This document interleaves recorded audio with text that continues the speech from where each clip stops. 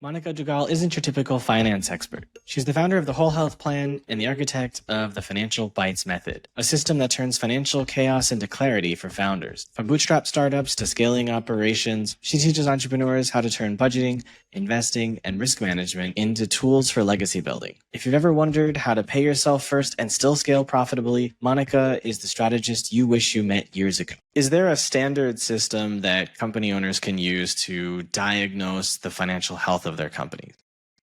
Yes, I actually started a financial bites method, and basically B is for budget, I is for investing, T is for taxes, E is for exit strategy, and S is for systems. If a client or a business uses this, say on a monthly basis to go through each one, that will really help them get a really clear view of how the health of their business is. So it's funny when you were saying that, I was thinking it was BYTES, not BITES, because I think about tech all the time. So let's go with the first one. You said it was budget. So what are some specifics around budgets that they could be thinking about?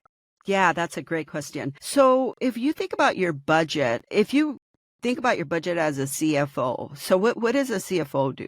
So the CFO will look at your company, and when they look at the company, they look at in terms of as being an executive, right? Strategically. So all the numbers are extremely important, but the way they're really looking at it is how are we spending the dollars that we're making? So we're making real revenue, and how are we turning that $1 that's coming in into more revenue for the company? So if you create a budget, you can start thinking about some of the products, maybe products that are doing absolutely amazing. Or maybe your clients are saying, hey, what if you did this? Like, I would really love this product. Like, I need this. And so when you're looking at your budget and where you have money, you can also look at maybe other things in your product where you're spending money. And sometimes you may find that you're actually spending money to have a product that is actually losing you money. So a budget helps in so many ways to take a look, right? To really just take a look and do a deep dive. The thing about it is sometimes businesses, we get so busy and we don't want to cannibalize, like, oh my gosh, if we grow this product a little bit more, then that product over there, we're going to hurt that team. But the bottom line is your business, you want your business to thrive. You want your business to continue to do well year over year. So making these decisions really is not going to hurt your company. It's going to help your company. And I think if, even if that's explained throughout the company, that we're going to be changing stuff, when it's time to move a product or even extend a product, right? So let's go back to the client that's like, okay, we have this product. We would love if you had this product as an addition or something. That right there is a natural holistic upsell, right? Because here you already have a client that's paying you money. Not only are they already paying you money, they're asking you for another product. That means that as soon as that product is ready, you already have the client. So you don't have to go through beta. You don't have to go to iterations. I mean, that's there. So that's where a budget would really, really help a company. And if you're really taking a look at this stuff, there doesn't have to be any pressure, and it can just be a very normal process that a business can take in order to continue to just make their clients very happy, because, you're listening to your clients. And then also, like I said, maybe turn off some other stuff that maybe now this year it's fine, but maybe in a year from now, that product is going to be obsolete or nobody's even going to use it. So just to kind of prepare, those are what budgets are really, really good for. Also forecasting, right? You could look at 1, 3, 5 years down the road. Many companies do this. And so that would also help with how you're going to be allocating your $1 that you get. And I always like to break it down to $1. I know some companies are worth like $1 trillion, but at the end of the day, it's still the money that's coming in. What are you doing with that, right? What are you doing with it? Also, what I love about budgets as well is that you can look at operations, like I said, maybe a product's not really working, or maybe there's other places in operations that, hey, we don't really use that, or, whoa, we have like these warehouses and, why are they even on the books and stuff? I actually hear about this in in generational wealth, right? Like third generation, fourth generation, like oh, well, that's just the way they set it up, three generations ago. And sometimes nobody's even looked at some of these things. So a budget can help you in your personal, in your business, in your third generation, fourth generation, just to really take a look at it. And sometimes, it's hard to look at the budget, but it's a powerful tool. It's a powerful tool to use.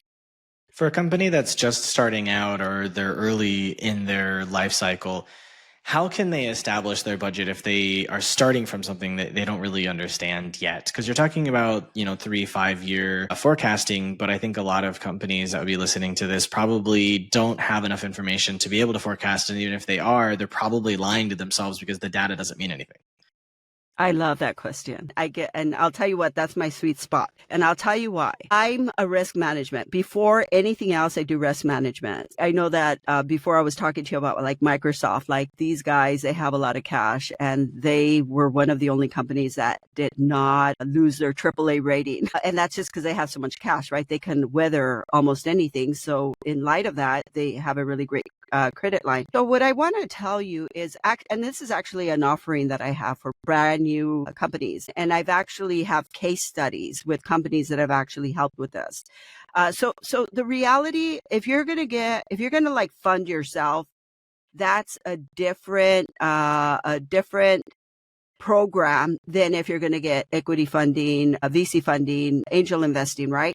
So those are different. If you're self-funding, there are ways, and it's interesting because if you don't look at the future, you're going to put yourself in a very big problem. And I'll tell you why. Growing a company from just starting it, there's going to be a lot of things. You're going to have to wear a lot of hats, probably like 10 to 20 hats as a founder. The other thing, you'll bring other people and everybody will be wearing hats. Now, let's say that if you have let's say you're growing, right? You're still starting this, but you're growing. And let's say that you have customers. The thing that you don't want to do is interrupt whatever service that you're giving your customers, right? Because you're building, right? And so what you're building the trust. You're building your platform. You're building your client base. So to not think about like your 2-year run rate, because that's the reality. It's going to take you about 2 years to like get off of the tar pit and actually up into the sky. So you do need to have the funds. So if you really think like, oh, I'm just going to go wing it, I'll just go get tons of clients and then figure it out, that usually doesn't work because things will happen that you did not expect. Something will come up. And that's not really the hardest part. The hardest part is the mental fatigue that you'll have to deal with, because as an entrepreneur, it's all on you. Every single thing that you do is on you. Like, it doesn't matter. It all comes back to you. You're the one that's putting in all the time, all the effort, right? You're the one that's risking everything here, everything. So you really do need to have that sounding board. There was a book that I read, and one of the things that the person said, there's an opportunity for a startup. And so they asked these two people if they want to be the executive. One of them is living paycheck to paycheck. So that one, they're going to get shares in the company and stuff, but they still have to pay the rent, right? The second one saved 2 years worth of living expenses. So, hey, they can actually take it. They can go in there and they are getting the shares. The company will eventually do well, and they can actually take that risk because they can fund themselves for 2 years. And so I thought, when I read that, I thought that is hard, like, to do. I heard that it takes 5 years to save 2 years worth of living expenses, and you have to be very what is the word? You have to be consistent and you have to be committed because it is a lot of work. So the other side of that is that if you do it that way, you're going to be fine. But you're right, Sean, this is not easy. And people will just go out and they'll just start businesses without considering these things.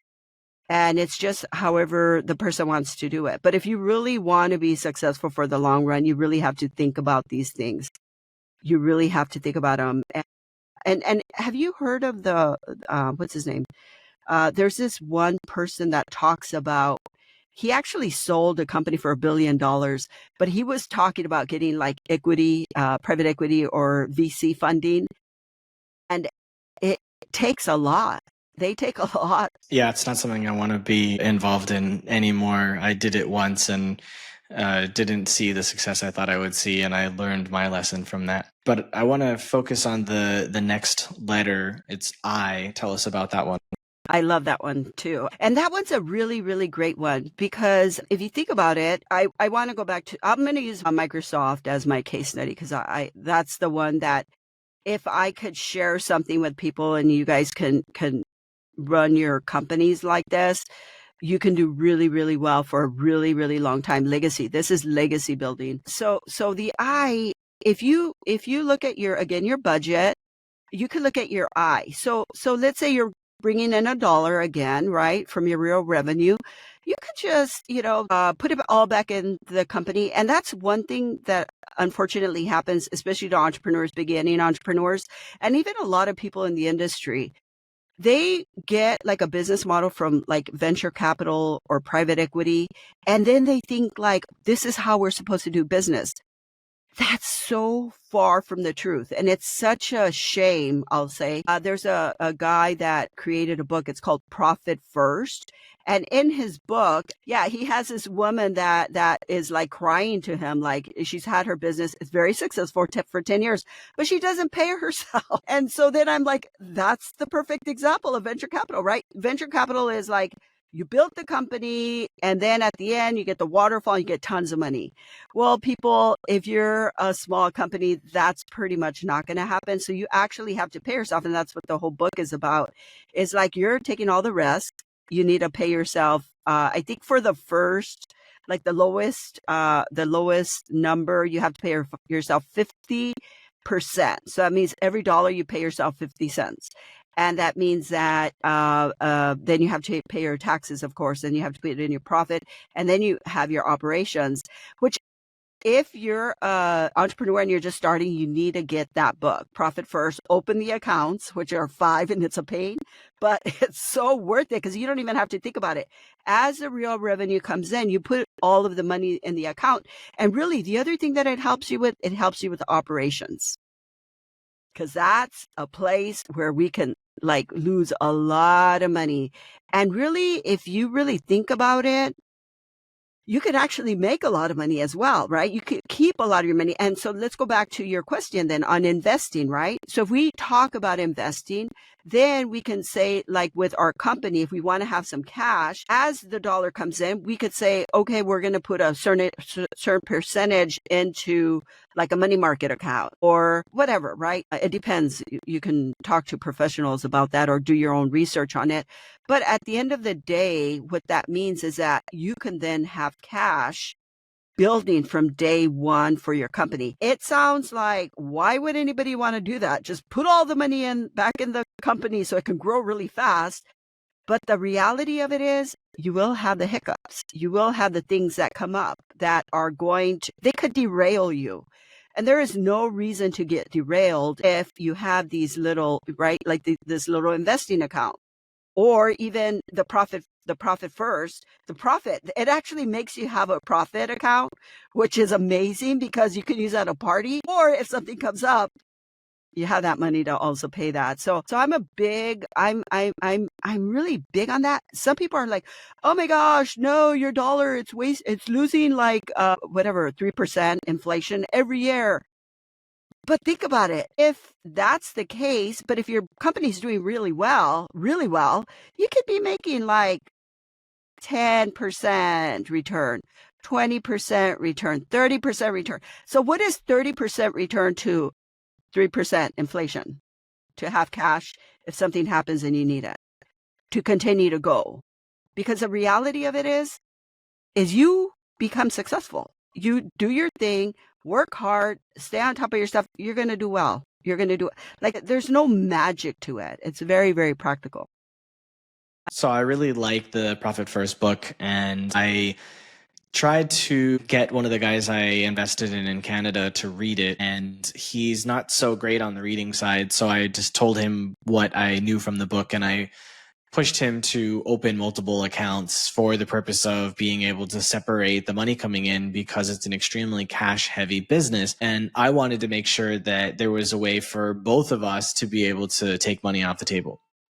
And the business fell apart, but I tried. Yeah, yeah.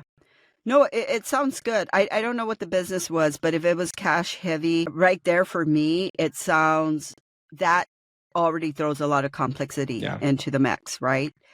Because then you really have to plan. So it's kind of cool to get the revenue, but if it's cash heavy, that's a lot, and you really have to think about, like, what am I going to do with all that money once it gets in? Like, how do I reinvest it? Or I don't know what your guys's.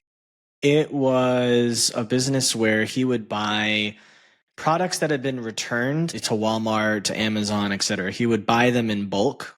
They're practically unopened most of the time, brand new, purchased and returned but never opened products. Sometimes they're opened but still returned, but still in perfect condition, just the box is open. So he would get these massive discounts, and then he would turn around and sell them for under retail, but still at a massive profit, sometimes 3x for us. And so the only way we could see to grow was to take most of the money that came in and buy more product than we had last week. And so if we could continue to just buy more product and sell that product, because selling the product was super easy for us, it was having the cash to keep growing. That was the problem. And we had issues as well, where sometimes the product could take up to 2 weeks to arrive, because he's in Vancouver Island, which is in the far west of Canada, and a lot of the products was being sourced from Eastern Canada. So it would literally take 2 weeks to put it on a 18-wheeler truck and drive it across to Vancouver. And so if we bought, like, let's say half a truckload worth of product and we sold it in 3 days, but then we took a day to order the product and another 2 weeks to get it, there would be days where we had no product to sell because we sold the product so fast. And so it was extremely inconsistent, and we had to shut down some days, and we had to deal with all sorts of issues. So it was very difficult to grow that business. But I've seen other people do that business, and they're able to grow it to be tremendous amounts of money, tens of millions of dollars a year in revenue. We were just not able to get there because we had a lot of those issues. Yeah. No, I hear you, Sean. And I think part of the challenge with anything, because now I do like some investing in the stock market, is sometimes it's kind of a waiting game, right? So I think, we're talking about like budgets or looking at something 1 year, 3 year, 5 year out. So if you could actually, just come up with a plan and then just wait it out, right? Because if in fact you already saw that somebody was successful in that and you did find success, right? But then now you're like, ooh, what is all this downtime, right? How much was that downtime costing? Tremendous. Was it actually costing you? Yeah, so it was. So then at that point, now you're losing money. So I get what you're saying. Somehow there was part of the model that you didn't really like, that wasn't clear, because if in fact you were making money in the beginning, but then it kind of fizzled out and then now it was going to red. Yeah. I don't know what the thing is, but I'll tell you what, Sean, because I've done stuff where I do see people that are really successful in something, and then I'll go and I'll try it. And then all of these things will come up, and it was like, well, nobody talked about that. And oh my gosh, that's so expensive. Like, you're actually losing money here. How are these people making money? But I think a lot of it, really, if we really stop and think about it, that was an entrepreneur company. So it probably would take you 2 years to figure out all the kinks. The largest issue was his location.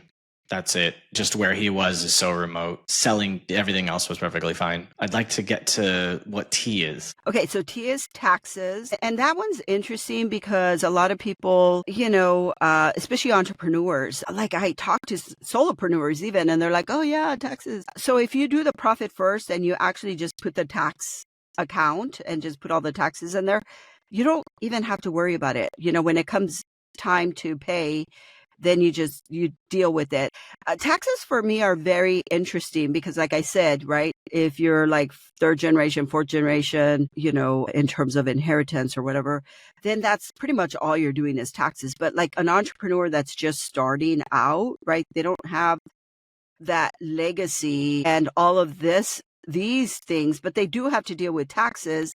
And sometimes it just feels like if you're a builder, it's kind of like go and build, right? Well, I know, Sean, you were just talking about that you guys have to pay like 50% taxes. I don't. Is that correct? No, I was talking about Spain. I don't know Portuguese corporate taxes, but I'm under a special tax regime which is 20% flat, but a lot of people don't have that, and I think they pay like 33. Yeah. So Okay. I guess the bottom line is like you don't have to deal with taxes. So the Profit First makes it really easy. You just do it and you take care of it. Yeah. So that's where the taxes comes in. Exit strategy. So I really like exit strategy because I use this. It's kind of like a joke a little bit. Like Sean, well, this is probably not your situation because you have lived in a lot of places. But sometimes people, if they live in a place, they will collect a lot of stuff. So if you have like an exit strategy, right, you don't have a lot of extra stuff. Businesses can also do that, right? They can have like, oh yeah, we have all of this from like, when we started or things of this sort. But if you were going to sell your company, you're going to have to deal with that stuff, right? You're going to have to like, either the new owners are going to take it or the new owners are going to be like, please get rid of that before we get the company or stuff of this sort. So I think exit strategy is good because it makes you nimble. And if in fact you want to sell your company, you're going to be ready. It also just helps you, even with your company, if you're going to grow it, right, to maybe bring new products in or bring new ideas in. And there's not a lot of other things like, or even this, if you're the owner. I would love to have multiple businesses that are completely automated, preferably with teams of agents that have no humans necessary, so I can just make a bunch of money and not have to do any work, and I don't need people to bring me back into the business. That's my dream. Yeah, it kind of goes a little bit with exit strategy as the systems and standard operating procedures. There are entrepreneurs that already work that way, right? Like that's just normal for them. There are operations people, but then maybe there are some that are not. And so the systems are so important because they save you so much money. And for companies to not have the systems, that doesn't really make a lot of sense, right? You lose a person and it's like, whoa, what do we do now? But if you had your system in place, like, okay, well, that person is going to go look for something else and you bring the next person in and then they could just, pick up where the other person left off. So that's a Financial Bites blueprint. Thank you for that. I appreciate it. What's the most important thing you've learned so far in your life? Oh my gosh. I think the most important thing that I've learned in my life is just to keep going. And I'll tell you why, because it's like we go a little bit to the breath here, Sean, is when you come into this world, the first thing you do is breathe. When you exit the world, the last thing you're going to do is breathe. So it's like the most important thing that I've learned is like you're always going to be breathing. You're always going to be like living here. So just, for me, it's like I try to make it the best that I possibly can. Whatever I get, look for that silver lining. Look for that, what is it? Have you ever heard of that joke? Like, manure and, oh, there must be a pony in here somewhere, and that drives some people crazy. Like, oh my God, those rose colored glasses, like, but think about it. You can like just look at all the like the heaviness of life. Like that's real. But that's real for everyone. Everybody has to deal with this. So how long do you hang out in those? That's like something that I found really important for me is that I'm just going to try to focus on whatever it is that I want because, growing up, you learn a lot of stuff and some of that stuff, it's like, did you pick that? Is that really your thoughts? Is that what you really feel that way? So if I really think about some of that stuff, I'm like, I didn't never like, why do I even feel that way? Or why do I even think about that? And it's probably somebody said something to me somewhere or somebody taught me something that, maybe for them it was like something that was important or a value, but reality, it kind of like maybe is one of my blind spots now or something of this sort. So I think that's the most important thing is just to try to always like, say, hey, I have a choice. I have decisions. So what do I want to do with this time that I have? And there was one more, Sean, I'm going to give you this one and tell me what you think about this one. I forget how many seconds or minutes there are in the day. And they're like, if all those minutes in the day were dollars, okay, and somebody cut you off while you're driving, or somebody did something to you that kind of like, it kind of like made you upset, like, what the heck? And so you could take, like, they took 10 minutes of your life, right? So like you had to pay $10 for that. Like some people will be like, oh, it's ruined my whole day. Oh, it's ruined my whole week. Oh, it's ruined my whole month or my whole life even. It's like you're giving all that money away. So I thought that was kind of interesting. Like, yeah, like why would I spend my time on something that maybe has already finished and that is just really not making me feel so like, like what else do I have to go get done? Like what's my next thing that I get to go work on?